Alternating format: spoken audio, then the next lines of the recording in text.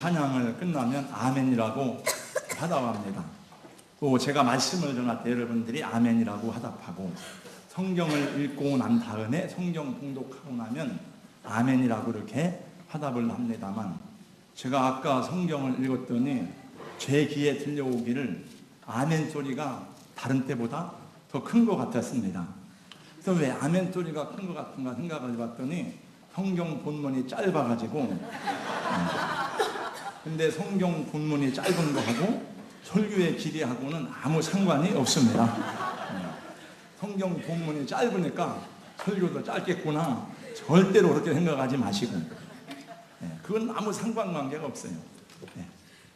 우리 아까 찬양할 때에 우리 성가대 찬양 은혜롭게 잘 들었습니다만, 내일 일은 난 몰라요 찬양했는데, 찬양도 그 가사를 이렇게 음미하고 찬양을 가사를 쓰게 된 배경을 알고 부르면 훨씬 더 마음의 은혜가 되고, 찬양 부를 때 생각나는 사람이 있어요.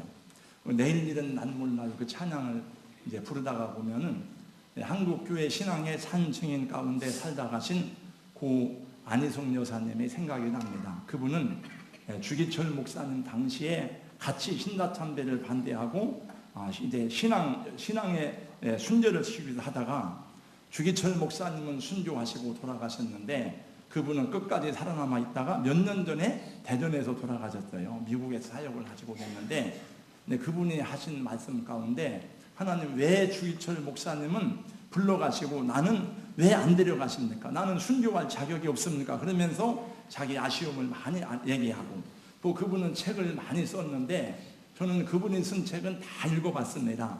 죽으면 죽으리라부터 시작해서. 왜냐하면 그분이 쓴 책은 첫째 쉽고 그 다음에 재미가 있어요.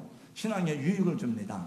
근데 그 안희송 여사께서 평소에 살아있을 때에 책에 쓴 내용 가운데 하나가 뭔가 하면, 제가 그런 얘기를 여러 번 했습니다만, 그분이 그릇의 물을 한 방울까지 다 따라 마신 다음에, 하나님 제가 이렇게 이 컵의 물을 다 한 방울까지 따라 마셨듯이 주님 저의 생애의 마지막 갈 때까지 저를 사용하시고 갈 수 있도록 성령님 도와주세요, 이렇게 기도했는데, 그분은 정말 돌아가실 때까지 저술 활동을 하고 간증 활동하고 신앙 활동을 하다가 주님 앞에 간 믿음의 산 증인 되었습니다.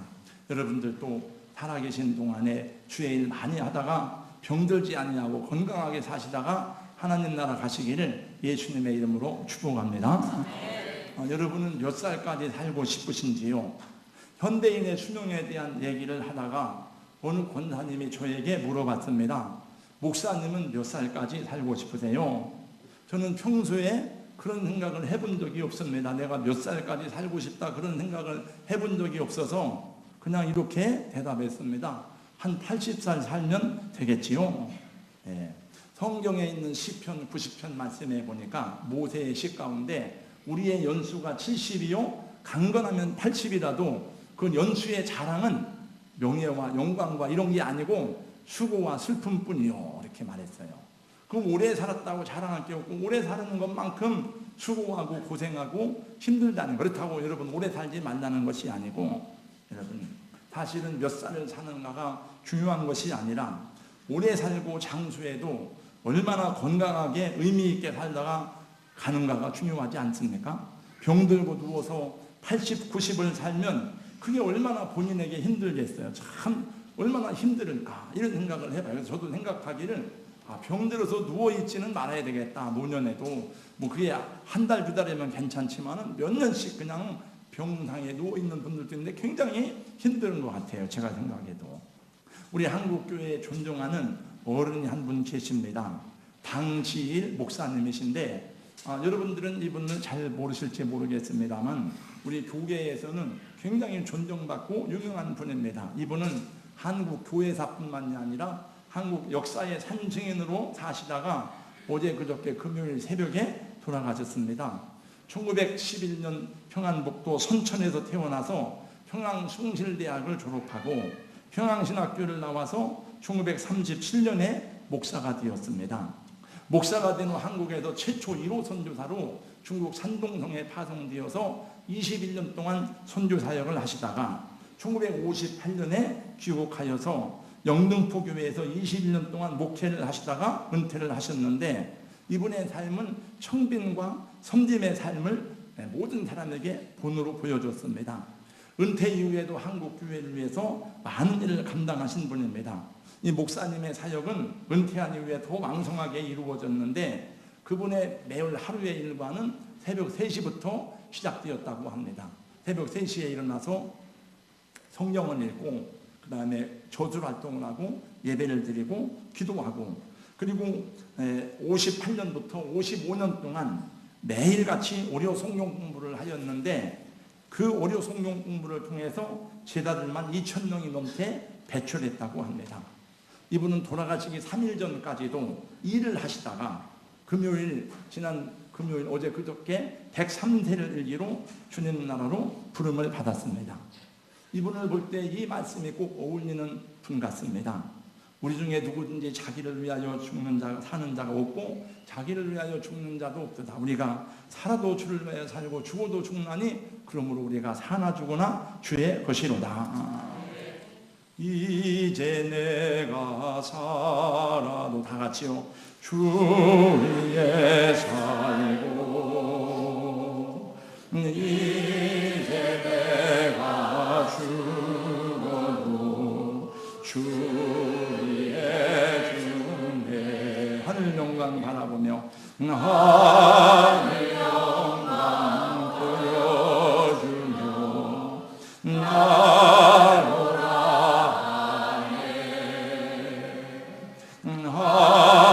할렐루야 찬송하며 주께 합니다.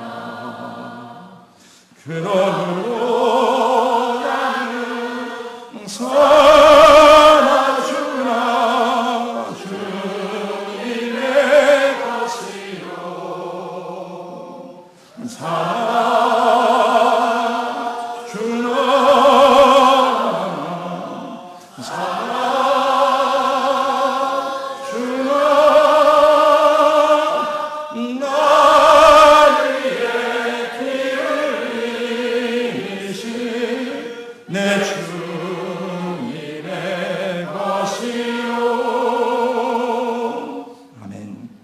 창세기 강의 68번째 시간입니다.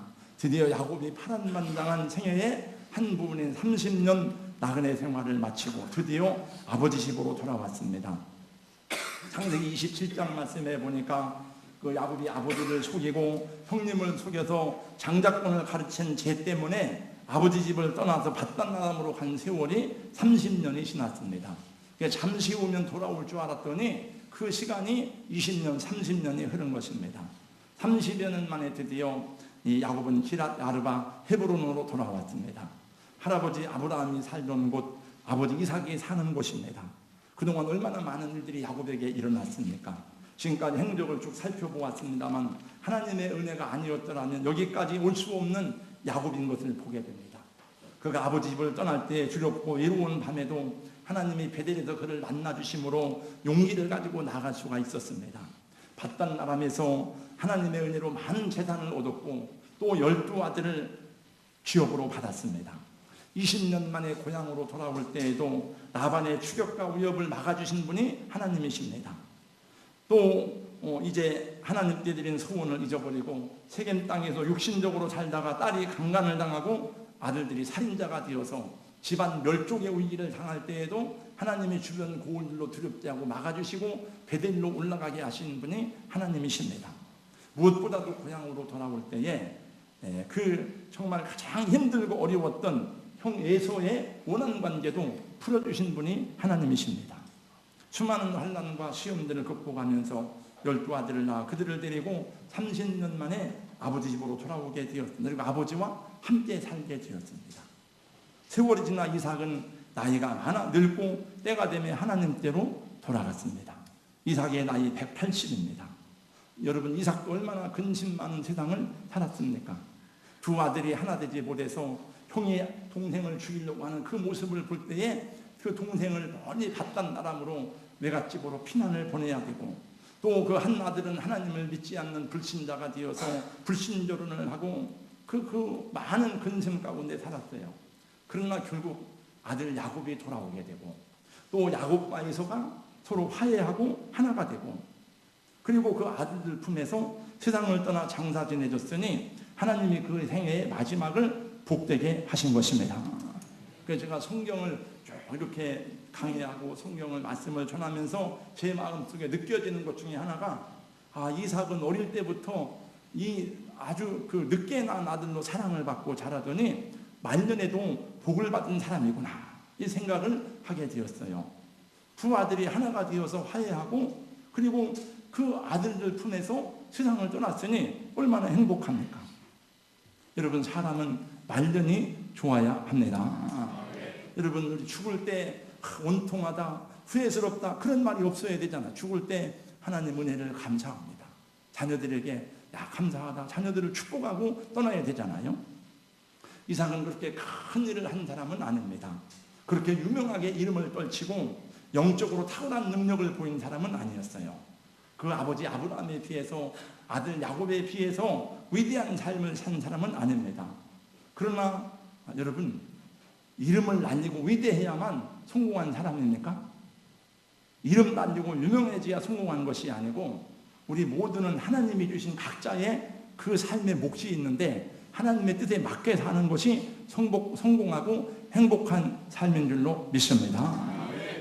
우리 다 주님의 부르신 부름의 목적이 있어요. 그 목적대로 사는 것이 승리하고 복된 삶인 것입니다. 이삭은 주님과 동행하고 주님의 은혜 안에서 평탄하고 행복하게 살다간 믿음의 증거자가 되었습니다.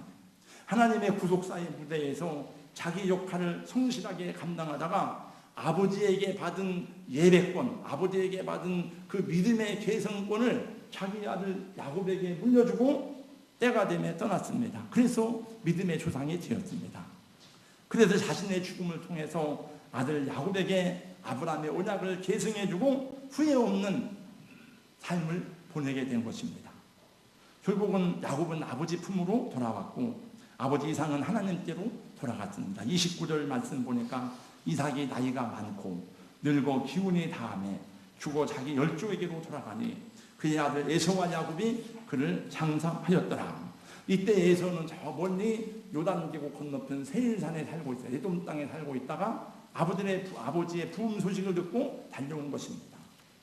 죽음을 볼 때에 그 후손들이 한 일이 무엇입니까? 그것은 자기 조상들을, 자기 부모님을 잘 장사 지내는 것입니다. 장사를 지낸다는 것은 첫 번째로 인생 본래의 모습을 확인하는 것입니다. 창세기 3장 17절 말씀해 보니까 범죄한 인간을 향해서 하나님이 선언하시기를 너는 흙이니 흙으로 돌아갈 것이니라고 명령하셨습니다. 우리는 본래 흙입니다. 우리 육체는. 우리 영혼은 하나님께로부터 왔고 우리 육체는 흙이기 때문에 장사 지내면 영혼은 하나님께로 돌아가고 우리 육신은 취함을 입은 그대로 흙으로 돌아간다는 것을 기념하는 것이 장사 지내는 것입니다. 그러므로 흙으로 돌아간다고 할 때에 아무 서러움이나 두려움이 없어요. 흙으로 돌아가야 될 인생입니다. 두 번째 장사 지냄은 인생의 모든 것을 정리하는 필연적인 과정입니다. 장사를 지낸다는 것은 이 땅의 삶을 마감하고 정리한다고 하는 것을 의미합니다. 그 장례를 치를 때에는 그 유품을 정리해서 다 불에 태우거나 땅에 묻어버리는 것을 보았습니다. 장례를 치르고 나면 산 사람만 다시 집으로 돌아옵니다. 더 이상 죽은 이에게 무엇을 기대하지 않습니다. 우리 모두도 다 이제는 우리 후손들에 의해서 장사 지낼 때가 있는데 그것은 모든 사람에게 동일한 과정입니다. 그리고 셋째, 장사 지내면 세상을 떠난 이에게 마지막 예와 존경을 표하는 것입니다. 역대하 32장 33절 말씀해 보니까 히스기야가 그 열조와 함께 잠에 온 유다와 예루살렘 거민이 저를 다윗 자손의 묘실 중 높은 곳에 장사하여 저의 죽음에 존경함을 표하였더라. 산 사람은 죽은 자를 위해서 존중하게 예를 표해야 됩니다. 그래서 장례식은 그 무엇보다도 진지하고 정중하게 진행되는 것입니다. 장례의 절차는 나라마다 문화마다 다르지만은 그러나 죽은 자를 위해서 경건하게 존경의 예를 표하는 것은 어느 나라 어느 문화나 마찬가지입니다. 그래서 저는 많은 청첩장을 받고 많은 결혼식에 초대장을 받지만은 결혼식에는 가지 못하는 일이 있을지라도 제가 알고 있는 사람들의 부흥의 소식을 들을 때에는 다른 일을 제쳐놓고 먼저 거기를 달려가는데 애쓰고 있습니다. 여러분, 결혼식은 참석 못해도 괜찮아요. 결혼식은 그냥 축의금만 줘도 돼요. 그러나 여러분, 상갓집에는 가야 됩니다. 우리 성도들도 일가 친척이나 교우들 중에 문상할 곳이 있으면 먼저 그곳을 찾아가는 것이 도리인 줄로 생각합니다. 우리 성도님 가운데 그 시아버지가 얼마 전에 돌아가셨다는데 우리는 아무도 몰랐어요, 그걸. 그리고 그런 때는요, 전도의 기회가 됩니다. 몰라요. 우리가 알고서 다 가야 돼요. 또 우리 성도들이 그것을 잘 기억해서 우리 교우들 가정에 어떤 상사가 있을 때에 열심히 찾아가는 것을 저는 기쁘게 생각하고 감사하게 생각합니다. 저는 결혼식을 많이 이렇게 추례했습니다. 또 제가 결혼식 추례를 재밌게 잘한다는 말을 많이 들었는데 사실은 저는 결혼식 추례보다는 장례식 침례를 훨씬 더 잘합니다. 우리 연세가 드신 분들은 제가 목회하는 중에 돌아가시면 제가 정말 정성껏 장사를 잘 지내드릴 테니까 아무 염려 마시고 기쁨으로 주님 앞에 가시기를 바랍니다. 전도서 7장 4절은 말씀하기를 지혜자의 마음은 초당집에 있으되 온유한 자의 마음은 혼인집에 있느니라 하세요. 저도 어머니를 먼저 장사 지냈습니다. 우리 아들도 결혼했습니다. 우리 아들이 결혼할 때도 많은 분들이 와서 축하를 해줬습니다. 저희 어머니가 돌아가셨을 때도 많은 분들이 와서 조상을 했습니다. 근데 아들 결혼식에 안 온 것은 섭섭하지 않지만 어머니 결혼식에, 어머니 장례식에 오지 못한 것은 그 사람들이 더 고맙고 어머니 장례식에 오신 분들이 더 저의 마음이 참 감동이 되더라고요. 그래서 여러분, 초상집을 잘 가야 됩니다. 결혼식보다도. 네. 그러므로 우리 인생들은 누구를 막론하고 다 가야 될 때를 알고 죽음을 잘 준비하며 살아야 할 줄로 믿습니다. 세상 누구도 죽음을 피할 수가 없습니다. 누구든지 하나님의 심판대를 피할 길이 없습니다. 그러므로 사랑하는 성도 여러분, 하나님의 말씀 안에서 구원의 확신을 가지고 내세관을 잘 정립하시고 우리가 가야 될 그 나라를 마음속에 사모하며 우리 인생 여정을 성령님께서 주장하시고 성령님 때마다 일마다 내 마음을 감동하시고 나의 발걸음을 인도해 주세요. 그분께 의탁하시기를 예수님의 이름으로 축복합니다. 성령 감화 받은 종은 하늘 날아갈 때에 영영 부를 나의 찬송 예수 인도하셨네. 영영 부를 나의 찬송 예수 인도하셨네. 여러분, 주님 앞에 섰을 때에 주님이 난 너를 모른다. 얼마나 두려운 얘기입니까? 제가 이렇게 힘들게 또 기쁘게 열심히 주의 일을 했는데 예수님이 난 너를 몰라. 그러면 얼마나 두려웁니까? 두렵겠습니까? 저는 그걸 볼 때마다 내가 이러면 안 되지. 이런 생각을 해봐요.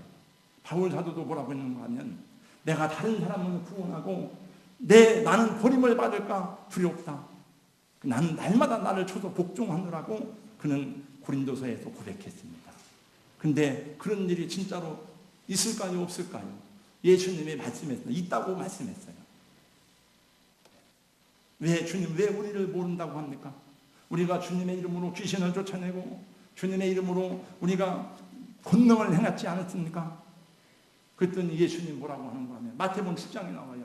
불법을 행하는 자들아 내게서 떠나가라. 나는 너희를 도무지 알지 못한다. 제가 목회하면서 많이 생각하고 느끼는 것 중에 하나는 처음 예수님을 믿는 것도 쉽지는 않지만 끝까지 예수님을 잘 믿다가 천국 가는 것도 쉽지 않구나. 끝이 아름다워야 하는구나. 잘 사는 것도 중요하지만 우리가 끝날 때 깨끗하게 끝나야 되는데 그것이 어렵구나. 이것을 많이 생각하게 되었습니다. 히브리서 11장 말씀해 보니까 믿음으로 살았던 사람들의 죽은 얘기가 나옵니다. 믿음으로 살았던 사람들이 믿음으로 그 생애를 마친 증인들의 모습이 나옵니다. 그러나 어떤 사람들은 자살로 자기 생애를 마감하는 사람들이 있습니다. 어떤 사람들은 하나님의 사람으로 부름받았지만 육신의 정욕대로 살다가 비극적으로 그 생을 마감하는 사람들의 얘기도 많이 듣습니다. 처음에는 거창하게 출발했지만은 끝이 좋지 않은 사람들이 성경에도 많이 나옵니다. 삼손이 그런 사람입니다. 사울왕이 그런 사람이고 압살롬, 엘리에스당, 가룟유다가 그런 부류의 사람들입니다. 여러분, 그 사람의 믿음의 진실성의 여부는 어떻게 아느냐? 그건 끝이 좋은 여부를 보아서 알 수가 있습니다. 마지막이 깨끗해야 됩니다.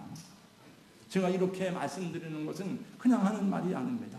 저는 제 주변에 우리 많은 동기 목회자들이 있습니다. 또 저는 많은 목사님들을 여러분보다 더 많이 알고 있습니다. 우리 동문회 가면 이제 동기들 소식을 듣습니다. 그 아무개 목사는 왜 안 보여? 아무개는 왜 안 왔대? 근데 제가 보니까 적지 않은 분들이 다시 세상으로 나갔다는 말을 들었습니다. 성도들 중에서도 또 주님을 믿다가 세상길로 떠난 사람들이 적지 않습니다. 어떤 사람은 이단에 빠진 사람들도 있습니다. 어떤 사람들은 그냥 믿음이 여러 가지 시험에 미혹되어서 넘어간 사람들도 종종 있습니다. 여러분, 주의 종들 가운데서도 그런 사람들이 적지 않습니다. 제가 아는 사람들 가운데서도 목회 잘했다고 유명하고 성공했다고 해서 우리가 그분들을 본받고 그분들을 표상으로 삼고 싶었는데 어느 날 보니까 넘어지고 쓰러지고 욕심 때문에 정욕 때문에 하나님의 영광을 가리우고 그런 일이 종종 있는 것을 많이 보았습니다. 자기 직분, 자기 사명을 잘 마치고 하나님 앞에 가는 사람은 그렇게 많지 않습니다. 목사로 목회를 잘하다가 은퇴하고 장로로 장로의 사역을 잘하다가 명예롭게 은퇴하고 그런 사람들이 흔하지 않아요. 사랑하는 우리 장로님 여러분, 권사님들, 집사님들 사역을 감당하느라면 때때로 고난도 있을 것이고 시험도 있을 것입니다. 어려움을 겪을 수도 있습니다. 나 끝까지 이 믿음의 길을 잘 달려갈 수 있기를 예수님의 이름으로 축복합니다. 저와 함께 이 순례 여정을 잘 마칠 수 있기를 주님의 이름으로 소원합니다. 저는 생각하기를 우리 동산교회 온 사람들은 어떻게 하든지 다 이렇게 믿음 잃어버리지 않고 그냥 함께 주님 나라 가길 원하는데 그게 잘 안 되는 경우도 많이 있어 속상하고 안타까워요. 여러분, 성령님께 의탁하시고 성령님께 도움을 구하는 성도들 되시기를 바랍니다. 내 인생 여정 끝내요 아는 분들은 같이 부릅니다.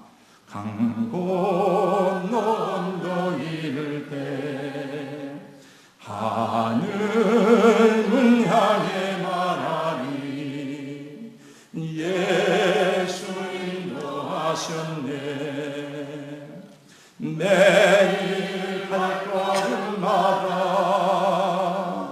예수 인도하셨네. 나의 무거운 죄짐을 모두 벗고 하는 말 예수